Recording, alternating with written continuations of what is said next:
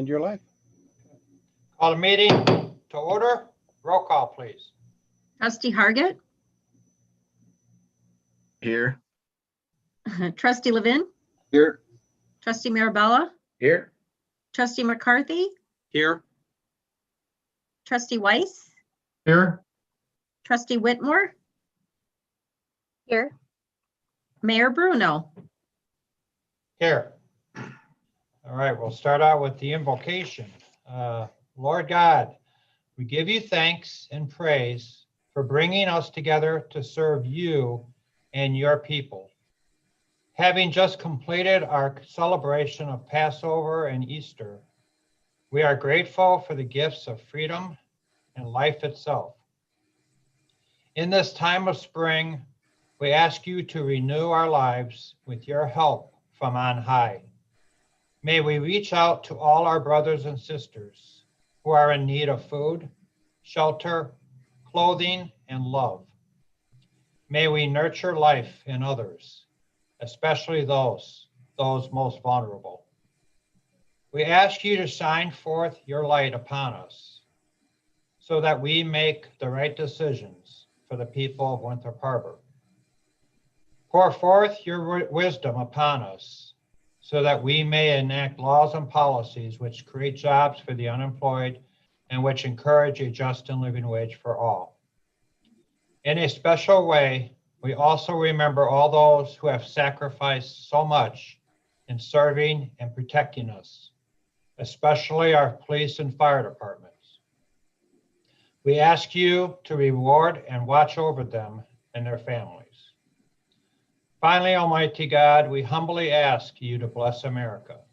In Jesus' name, amen. Okay, we move on to approval of the minutes. I need a motion to approve the March 16th, 2021 virtual regular board meeting minutes. Trustee Marabella, so moved. Trustee Weiss seconds. Any discussion on the minutes? Roll call, please, Julie. Hargett, Aye. Levin, Aye. Mirabella, Aye. McCarthy, Aye. Weiss, Aye. Whitmore. I don't see her. I don't either. Okay, motion carried. We move on to mayor's report.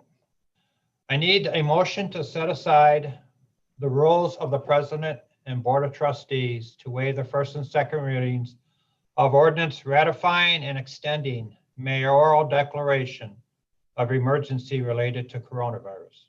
Trustee Marabella, so moved. Trustee Weiss seconds. All right, any discussion? Roll call, please. Julie? Hargett, Aye. Levin, Aye. Mirabella, Aye. McCarthy, Aye. Weiss, Aye. Whitmore. Aye. Motion carried. Second item. I need a motion to set aside the rules of the president and board of trustees to waive the first and second readings of this ordinance declaring personal property surplus and authorizing the sale thereof of one 2001 Ford F-450 shuttle bus. Trustee Marabella, so moved. Trustee Levin, second. All right, discussion. But the one on, Yeah, I would add on this that this is one that Pat and I have talked about the last, well, I mean, several years from when it was running to now, the last couple of years where there was no real interest expressed in the sponsorship for it. At this point, it becomes a liability. You know, if we're not using it and it's just sitting and you know, start having issues with it. And I know we've given the instruction to Greg during budget that we want to look at village property that's that can be turned around and you know, create some revenue from it. So if it's not going to be used and it's just sitting, I think this is a good move. When it was running, it was a nice service to have, and I think in the future it's something, you know, that we should explore again if there's the right opportunity. I mean, this is a 2001, so it's had a good life, and I think there's other modes of transportation that we can explore in the future too, from something that's more open air, or pedicabs, or, those types of things down the road. But I think right now where we're at financially, and the fact that, the sponsors hadn't really been coming forward the last several years, I think this makes sense. And Trustee Hargan, also on that, I checked today as to what it would cost to get it back up and running, and it'd be $10,000 to $12,000 just to get it going. So it's in need of a lot of repair. So, but I agree with you, Trustee Hargan. The last time we used it was when IDNR was up here in I think it was 2017 or 2018. I do Any other understand that. discussion on that? Yeah, can you hear me? Yes. Barely. It's really fuzzy on my end. I might have to jump off and jump back on. I apologize, but I do understand that it's been sitting for quite some time. Obviously, once a vehicle sits for a certain period of time, it's essentially useless and it's going to be more expensive to fix. But I do just want to point out that I know 2, possibly 3 years ago, during the Citizens Advisory Committee, there were several businesses who were looking to sponsor the shuttle bus, especially the marina. I know that Time Out was looking at this, Harbor Brewery was looking at sponsoring. So I definitely think there is a big interest from our businesses downtown if we are to pursue this moving forward. Well, I do know that we're not, I guess it's in here, it says disposal, we're actually selling it. You look under there, it says there will be a financial gain, or actually there is, through the sale of the vehicle with funds returned to the general fund. So we are definitely going to sell it. So if there's some business or the marina would like to purchase it, they're more than welcome to do so. Mr. Mayor, Yes. the marina's looking to put, amongst other things, through our meeting that we had with them, they're looking to put rental cars down there at the marina. If you remember when we sat with Mark Stevens, the only business that we had in the last 3 years that approached anybody in the administration regarding the sponsorship was a company in Kenosha that wanted to use the shuttle to run people from the marina to Kenosha. And I didn't think it was prudent for us to even continue a conversation to provide a shuttle with our staff, our liability for somebody that wasn't going to provide business or access to the businesses here in Winthrop Harbor. And after our discussion with that potential company, it kind of stopped and went nowhere. But that shuttle van's been there. People know it's been there. And if there's a future interest for some kind of outdoor service, then we probably need to look at total cost of operation for such a piece of equipment, and make sure we've got adequate resources that offset the expense so that the residential taxpayers aren't paying for it. I think Totally agree, Greg. in an ideal world, something like that would be coordinated and run by a chamber of commerce. And I know ours has been kind of up and down, but I think the service is right. Figuring out who's the right person to operate it, I think is the open question. But this one, with the cost to get it up and running, again, this one's a challenge. So I think we're making the right call in the short term. Any other comments? All right, I'll ask for a roll call. Julie? Target, Aye. Levin, Aye. Marabella, Aye. McCarthy, Aye. Weiss, Aye. Whitmore. Aye. Okay, motion carried. A couple other items I wanted to bring up this evening. We needed to cancel the Memorial Day parade due to the virus numbers being so high. And not only that, but we don't know how they're going to go down between now and May. And we were in conversation with Virginia Lopez, who chairs it, as well as Julie Rittenhouse. And we just couldn't guarantee, it takes a lot of time to really plan a parade. So we had to cancel that one. However, we're planning on a July 4th parade. Asked Greg to coordinate with Virginia Lopez and the Special Events Committee.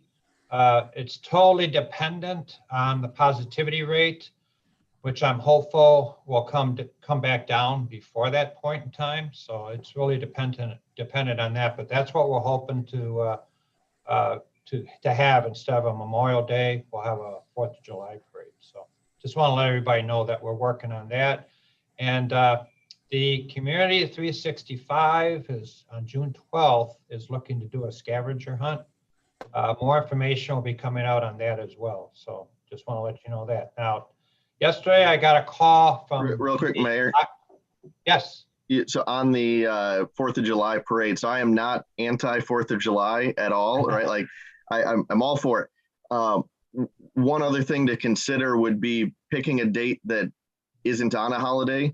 The fact that we've lost so many holidays to the pandemic, and doing some sort of combined mass holiday event, mash them all together. We actually have an aunt that when we go visit them, we only see them on rare occasions. They call it the holiday who be what it, right? And just put it all together. So, I mean, that could be something else. It's just a mass holiday themed parade event, something, but just I'm not the special events coordinator, but just throwing it out there.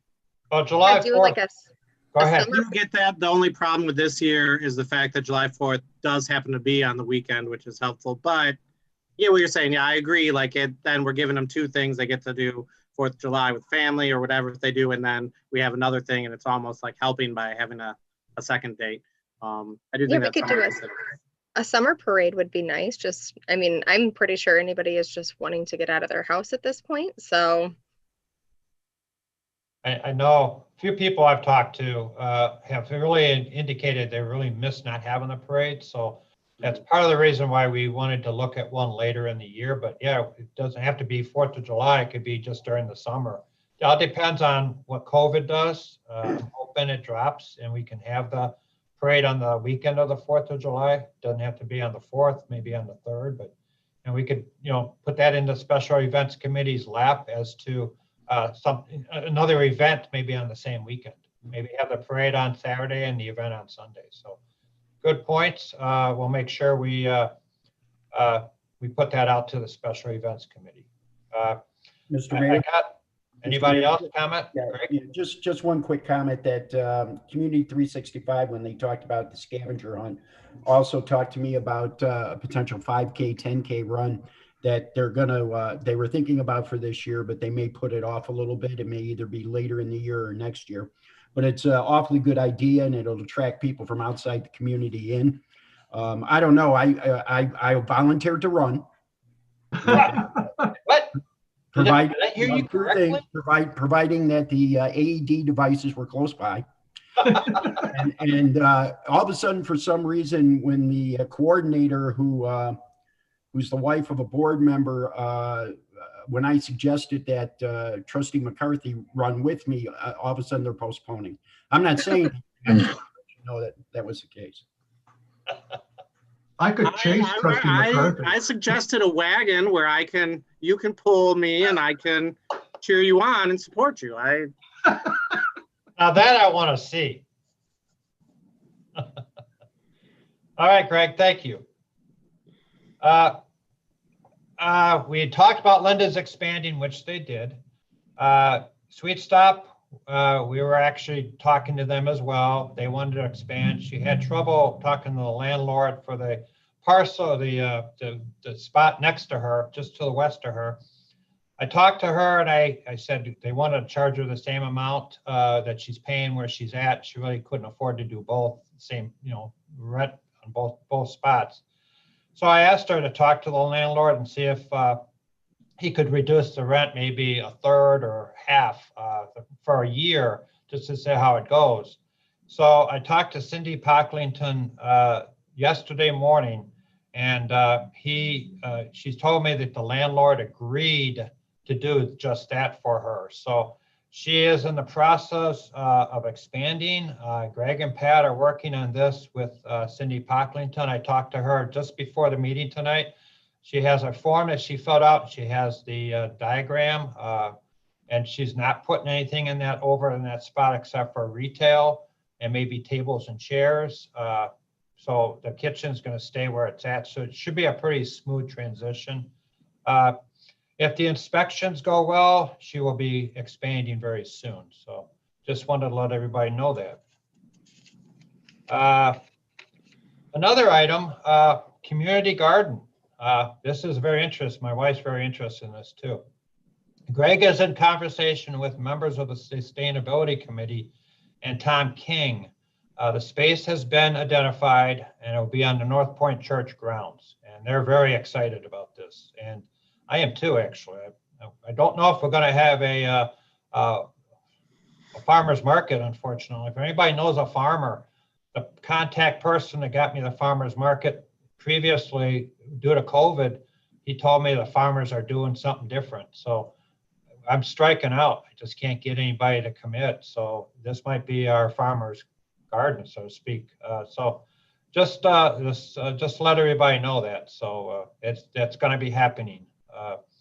And then on the 20th of April, the next village board meeting, I'll have a proclamation to support the mayor's Monarch Pledge. It says that the village will work to increase the number of monarch butterflies with planting of milkweed, and will be a youth-driven initiative. And I've asked Trustee Hargett and his daughter, okay, you told me your daughter's names, but I don't have it on my notes.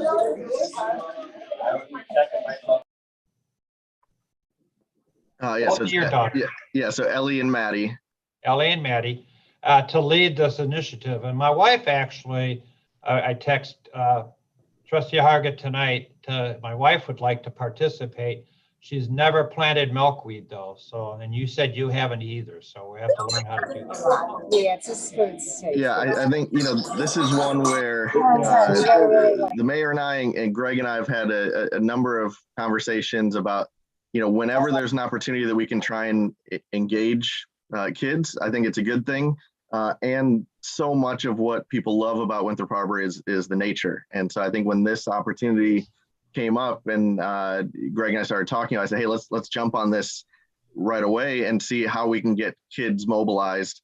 And so my daughters are excited about it, but I know we have a lot of kids, even just with board members here that I think that would be willing to jump in and help. And I think the hope is that the girls can help, mobilize a team of kids across the village to help, plant milkweed on village property, in some of the open spaces, and then see, if there's people that are interested in planting it in their yards as well. So still a lot of details to figure out, but if kids that are going to be interested, this is going to be a fun project. Do you guys have a person in mind? Because I do know there's an IBW retired electrician's wife. They're located in Lake Bluff right now, that she has done this project for 20 years now. She actually hatches them and releases them. Oh, wow. They actually fly from here to Mexico.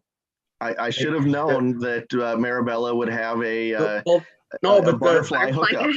But no, but that, so I always had milkweed on my old property. I obviously don't have enough now, but and I only got enticed in this because the gentleman I worked with him, but I can reach out to him for extra advice because I know his wife for over 20 years now she actually hatches them and they do the cocoon thing and from the caterpillars and she releases them.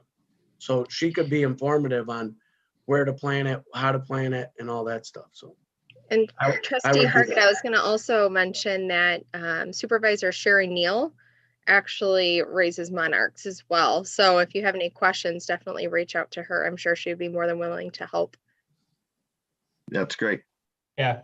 Well, my wife can help in some ways, but I think it's great to get the kids involved. Absolutely. So very good. That's all I have. So now we'll move on to the village administrator's report. Greg Jackson. Yeah, Mr. Mayor, I've just got a couple of things tonight. First of all, thank you to the board members who got back to me regarding the committee of the whole about the budget. It will be on Thursday, April 15th, 7 p.m. seems to be the time that's acceptable to everybody. It works out well for everybody. We'll get you some documents in advance of that meeting so we can have a discussion. It is not a meeting to pass the budget. It is a meeting just to kind of discuss where we're at on it by departments and different funds and how the board wants us to move based on the priorities that the various department heads bring forward. The other thing I have is a a business owner and a nonprofit brought to You got it. about a request for a petition, or I'm sorry, a request for the board's consideration about beer garden licenses. These two businesses, the Harbor Brewery and the nonprofit is the VFW, are requesting that the board give consideration to amending the village liquor ordinance to allow H licenses to be awarded or issued to applicants, even though they do not have the currently required G license. G license requires food sales, which is the only way we've allowed beer gardens to work in the village prior to COVID. As part of the mayor's declaration, which gives him authority to make adjustments to meet the need during the pandemic, the mayor has consistently said whatever we've got to do to support outside dining and outside service, and that's what we've done at the mayor's direction. But I sent out a letter to all the businesses roughly about 2-3 weeks ago, maybe a little bit longer, trying to give them a heads up so they could plan their business going forward. That once the mayor's declaration was no longer in effect, because we've come out of COVID to a certain extent, that they would have to revert to whatever their licenses permitted them to do. At that point, that's when I got the response from the business and the nonprofit, who asked what their next course of action would be if they wanted to continue outside business. Their concern with the outside business is that they believe even in a post-COVID vaccination immunity time, that people are still going to want to be outside more than they are inside.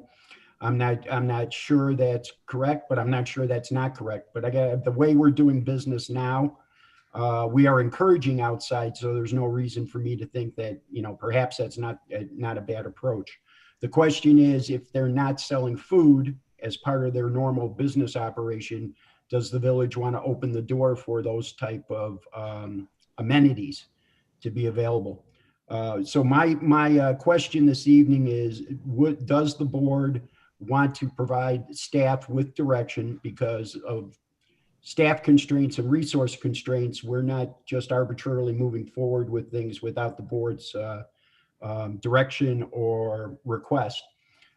Does the board want us to begin a phase of due diligence on beer gardens, looking at what other communities are doing and what type of beer gardens, what kind of layouts would be required? There's a whole litany of items that would have to be put in consideration as we move forward with this. But we didn't want to go through an exercise in futility if the board was not amenable to even entertaining the thought of moving that forward. So I'll jump in on this. I don't know that we need to overthink this one. We allow the beer gardens with the restaurants. And you probably know better than I do, Greg. I'm not aware of significant issues that we've had as a result of the beer garden licenses at the restaurants. So then for our current businesses, the only ones that would fall outside of that would be the two that have requested this conversation, and then the tavern would be the other one that would potentially be eligible if we made the change. I don't see an issue with. I'm assuming that at some point that ordinance or the way the license type was put in was to discourage people from standing, right near Sheridan Road, doing nothing but drinking, not sitting and eating and that sort of thing. Especially, I'm assuming when it was put in, it was a time when that was sort of the Winthrop Harbor reputation, was Sheridan Road was, tobacco shops and bars, and that was, trying to combat some of that. I think particularly in the downtown zoning area, and any new construction that comes in would be set back. It's not right on the road. I can't think of any real negative that jumps out immediately. Now, in the case of the VFW, they're kind of tucked back and away from things.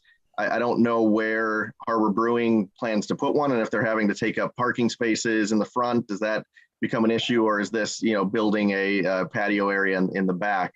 The back feels a little bit, you know, I don't know, more palatable. You avoid some of the issues then of taking parking spaces and some of the challenges that that location already has. But I don't really see an issue unless we're aware of concerns that have already happened. The problem with the back at Harbor Brewing is the proximity to residential right behind there. That's the only thing I can see as being a potential problem. Plus, there would have to be at a minimum, I think what we need to do is make sure that if we are going to do this, we have some clear specifications on what it's going to look like, access, egress, those type of things. And I think to your point, Trustee Hargit, I don't think we want to have the visual of people being drunk on Sheridan Road or drinking on Sheridan Road or having a rowdy, and I'm not saying that would happen, but when you get those type of environments, that could possibly happen. But we also know that there are a lot of outside cafes throughout the metro area. I mean, downtown Chicago is made up of them. So, I mean, it's, I just would suggest that if we do decide to move forward to look at it, that we make sure we put in all the requirements we think are necessary to turn around and make it still fit with the image of what we're trying to do downtown. If I can add, it's fair to note that we did in fact have problems with one location. It was the old Roadhouse down on Sheridan, down around was it 11th or 13th Street? And that was, we had a whole stack of, well, probably 3 inches thick of a binder of police reports from all sorts of altercations that occurred there out in the parking lot. And that's where some of the more restrictive regulations that you see in there, that the noise ordinance or the noise provisions, the hours of operation and the rest of it, that's where a lot of that came from. We were very close to, or the mayor and the council were very close to directing me to prepare a liquor revocation proceedings when the bar shut down. And that was a problem bar. So, I mean, it can happen, and that's something to keep in mind so that you kind of take a look at this and don't just unfortunately assume that everybody is going to actually act appropriately in all settings. That doesn't happen in the real world, particularly at bars.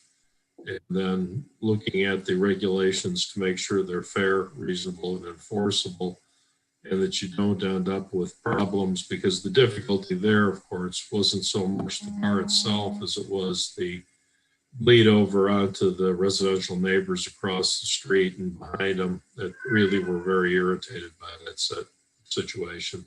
Made no over an extended period of time. If I remember correctly, though, that was, in that case, they had the 60-40 split license.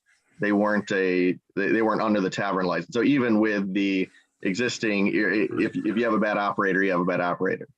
Correct.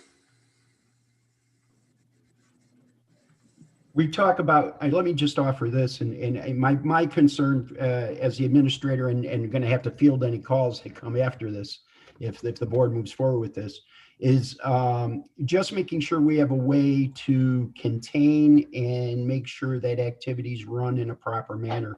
We talked since the pandemic began about a new normal. And my feeling is that the new normal is going to require an increase of outside service in order for these businesses to survive. But I think we can accommodate the businesses if we are confident that I don't want to say restrictions, but the requirements are adhered to. If we turn around and say you can only drink until this time, because outside, or you can't have glass containers outside, whatever ends up being the decision that the board's comfortable with, and that but I think we'd be unrealistic not to take a look at the new normal. So Greg, tonight you just want us to give you direction, the board to give you direction. I just want to make sure that the board's amenable to us moving forward and developing a potential requirements for an outside, for an H license, less having to have a G license. That's Right. part of it. It's not just the beer garden issue, but it's the beer garden issue without having a G license. And if the board's comfortable with that, we'll start working, myself and Pat will work with Bob and look at something that we think would be in the best interest of the business owner to be successful with what they're trying to do, as well as the village and the integrity of what we're trying to do in the downtown area. How's the board feel about that? I Giving think them we should, that direction? I think it's something we should definitely look into. Okay, I agree. But Definitely. how about the rest of the board? I just Yeah, want everybody- absolutely. Definitely. The Okay, VFW has plenty of space. The VFW does a lot of parties and different things. So the other one, I know we can incorporate it in as long as, I know the big discussion, if you guys remember, was the parking. And I was a very big advocate for him having his business going with the least amount of parking. I think I argued it the most of anybody on the board that I wanted his business to go there with that amount of parking because I knew it would do well. So I'm all for stuff like that, but I remember it was discussed how there was very few parking there, but we moved forward with it. So we should, There's no doubt to Trustee Mirabella's point, there's no doubt there's a parking shortfall there. So that would have to come into play. Plus, we also have to take in consideration the next door businesses like Roma to make sure that whatever's done doesn't compromise their business. And I don't think a good neighbor would want to compromise another businesses. no, he's been very fair. Anytime I've ever been in absolutely. here, it's been that Romo will come tell him when they're infringing on him and they'll go park in the street or do whatever, but. Yep. all right. Hey, and I just want to add, Greg, I know I emailed you about this, but wanted to bring it up here too. So it's not on the agenda, so not for discussion, but as the board is looking at this, I do want to also, while we're looking at liquor license types, maybe when that comes back, revisit, we had approved as a pilot program, the BYOB license type, and just want to revisit and say, okay, are we leaving that as a pilot or how is it going? What do we want to do with that? And then we've talked in the past about the fact that like there's a business that's in the fine dining license type that doesn't seem to necessarily fit there, but we don't have anywhere else that it really logically goes. Is this an opportunity to look at those license types again and revisit that as well? But again, I know that's not on the agenda for tonight, but to have on the radar for future discussion. And to that point, Trustee, Attorney Long and I have had discussions about taking a look at the liquor ordinance and kind of looking at it again to see what's real and what needs to be touched up. Certainly the BYOB, certainly the beer gardens, obviously the ordinances are living documents and as times change, you have to make adjustments, and Attorney Long and I have had those discussions as well. Based on some of the things you brought forward, Trustee, so. Very good. Anything else, Greg? No, I'll move forward with that, Mayor, and that's all I have in the administrator's report this evening. Thank you, Greg. So we move on to clerk's correspondence. Julie? Have nothing. Got nothing. All right. Move on to new business, committee reports. Finance, Trustee Weiss. Thank you. I make a motion, we approve accounts payable warrant 2020-18 in the amount of $97,558.32. Second. Second, Levin. Any discussion on the warrant? Roll call, please, Julie. Hargit, Aye. Levin, Aye. Mirabella, All right, McCarthy. Aye. Weiss, Aye. Whitmore. Aye. Motion carried. On the second item, I'm going to turn us over to the IT, Mike Sheedy, to explain the reasoning behind expending funds for the approval of a server room. Do you want to make a motion in a second and then open it up to discussion? I'll make a motion for that. Okay, I need a second. I'll second it. Second. Second by Levin. Okay, now we got discussion. Go ahead, Michael. Good evening, Mayor and Board of Trustees. So the issue has come up with the current room that we use for our main server room, which is up by the community development office and across from. Right across the street from me, or right across the hallway from me. We primarily in the winter months, 5-6 months a year, we have significant overheating issues in there. We had a portable air conditioning unit that was designed for that environment. We're actually on our third one now. They keep failing. We've been able to replace those under warranty at no additional cost, but it's certainly not working for what, the equipment that we have in that space. I did provide a document that's in the board packet that kind of lists what the recommended space is for that type of equipment, recommended cooling, and that type of thing. We're running on average at the moment about 85 degrees in the server room, when the ideal temperature should be around the 68 to 70 degrees. And what that does is over time, it will start to deteriorate the equipment that we have in there. Computer servers, switches, and those types of things, which are inherently expensive pieces of equipment, will start to fail on us, at which point we'd have to look at purchasing those or replacing those. We did have discussions with Administrator Jackson. There is space available upstairs that was used for file storage. That is a larger space that would suit our needs perfectly. So through discussion and looking at reutilizing that space, we're proposing that we move the primary servers and heat generating equipment into that space, and that will become an IT area with the workspace for our computer technicians when we're doing computer upgrades and those types of things. And that's pretty much where we're at with this. Yeah, go ahead. Sorry. What's the footprint of that? Because I know you keep talking second floor. As you know, when you talk second floor, it's hotter. Right. Anything lower is going to be cooler. And I'm not trying to interrupt you or say anything, but logistically, if you want to do something like that, and you're talking cooler, our boardroom, put it in there. That thing's always cold in the winter, and it's a big open. I'm just saying, and you should have a computer floor, because then you can generate cooler air underneath it also. So I'll shut up on that, but that's you should look at first floor is my recommendation.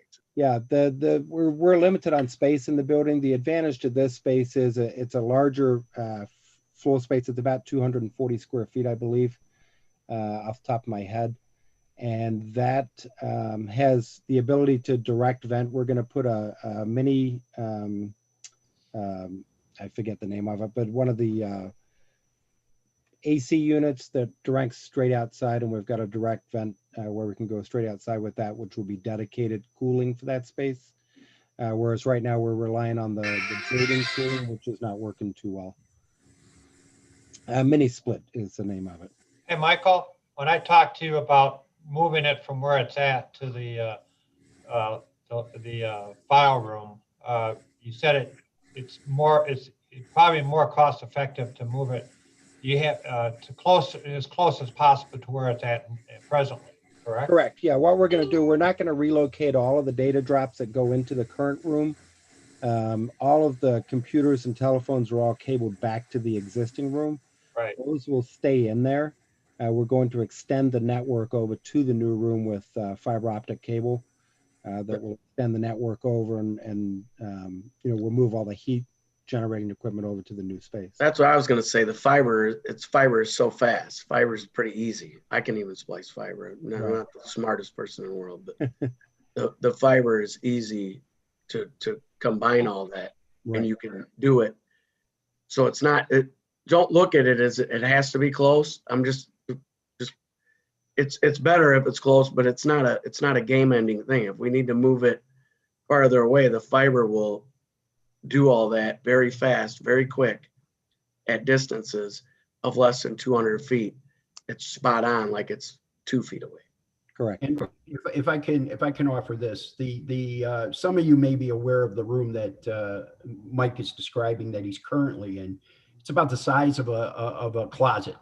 There's no other way to describe it. It's the size of a coat closet. And anytime you get that equipment, for those who are familiar with it, you get that IT equipment in a confined area without proper ventilation that comes up, it just becomes hot. This space, I'm sure many of you are not familiar with because you would have no reason to be in the space, is a secured key fob space, which currently has every drawing, every plat that we have in the village. It's secured there, including some of the clerk's records that are going to be transferred downstairs into the boardroom because the board approved a year ago those fireproof containers. So the paper records we're going to transfer down there. And this is stuff that over the years should have been done, but we're finally getting it done. We're going to take the files that are currently in where we're proposing the IT room be and putting them into the community development office because Pat's been relocated downstairs. So we'll use the community development office for the security of those files, as well as for meetings with anybody that comes in with blueprints, drawings, things of that nature. But our over-the-counter work will be done downstairs in the main office when we're finally done with everything. We'll have a larger space for the IT. We'll be able to make the runs that, and I agree with what Trustee Marabella said. You know, let's not Band-Aid it. Let's do it once where we're going to get the biggest impact and see how that works. Downstairs, the only space that makes sense is to do it in that boardroom. But however, the boardroom's also using the fireproof containers. Police use it for the roll call purposes. Board uses it for deliberation and executive session. So it's confined quarters. Once we're done with this, the next phase of this is to go down into that basement. But it's dark and musty and scary down there, so I'm sending Julie. So, but yeah, the next phase of this will be go down there at the basement and take care of those records. So it's one big, let's fix everything up at Village Hall with what we have. And plus the basement, when I've been down there a couple of times, I've seen water on the floor, you know, from hydrostatic pressure and the cracks in the flooring and coming up. But as Mike said on the, you know, some of these switches, when we did my building, the server room was about $150,000 because of all the fiber optic and into the switches, and the switches become very expensive, the ones that carry the fiber optic, and the air conditioning is critical. So moving it from there to not that far away from that little closet, you know, that's a real good move to make for future expansion too.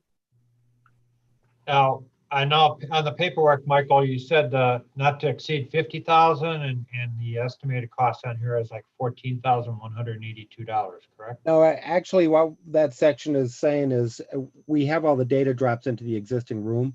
If we were to relocate every data drop into the new space, it would cost in excess of $50,000. Okay. Yeah, we're not doing that. We've looked at all the different options. We're doing it the most fiscally possible way.